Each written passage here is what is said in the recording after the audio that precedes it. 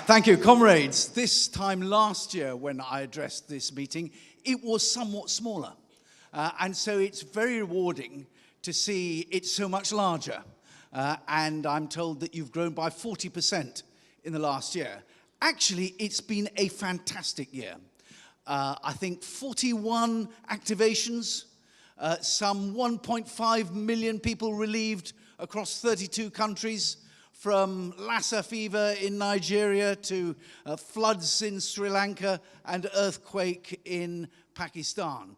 A truly phenomenal performance.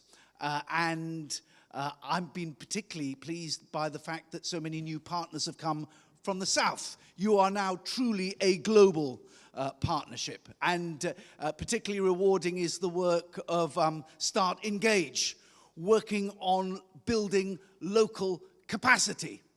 Tremendous. So we in DFID are feeling pretty good about having got in on the ground floor of this organization. And I'm sure I speak for our other donors, the Irish and the Netherlands, that we don't regard ourselves as elitist. We're not building an exclusive club here.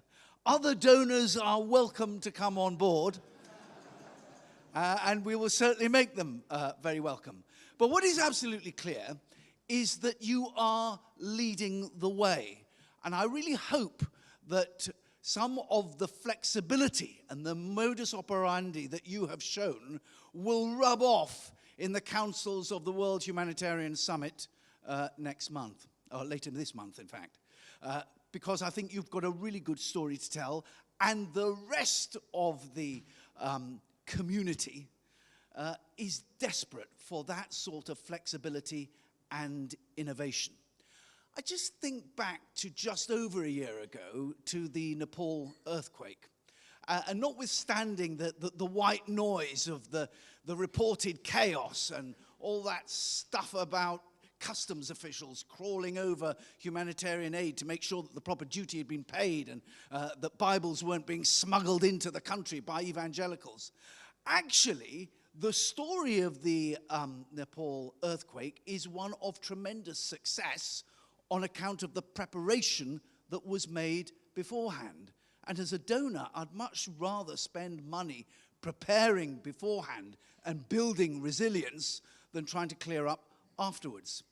And I thought it was a fantastic success in terms of the humanitarian space, the logistical center that had been put in place with warehouses and forklifts ready to go, so that cumulatively some 2 months of otherwise delayed activity would have taken place. The 60-odd schools and hospitals that we retrofitted that withstood the shock. The fact that equipment and supplies had been pre-positioned and a whole team of volunteers trained in the distribution of those supplies and rehearsed and rehearsed and rehearsed. And the same with the first responders and the emergency teams, rehearsed and rehearsed. So all in all, a tremendous success. And so you have that success, and then you go back to truly medieval methods. Extraordinary. With all the financial advance of the last millennium, we go back to handing around the begging bowl. Nothing more sophisticated than that. And of course, it's deeply embarrassing because they're always underfunded, and as a consequence, over-specified in order to take account of the expected underfunding. It's slow. All sorts of people will make pledges that are then never delivered. And ultimately, then there's this political caprice as people jive for the most high-profile bit of the action. We sent Chinooks out to Nepal to a situation where they were desperate for helicopters. And we brought them back, having paid all the expense, having never seen them used. For political reasons, I've never got to the bottom of it. So there's a world out there that is desperate for innovation and reform. So comrades, the start window of innovation is open. There's 10 million quid There's 10 million quid from DFID on the table for new innovative ideas in building preparedness. So, comrades, carpe diem, seize it.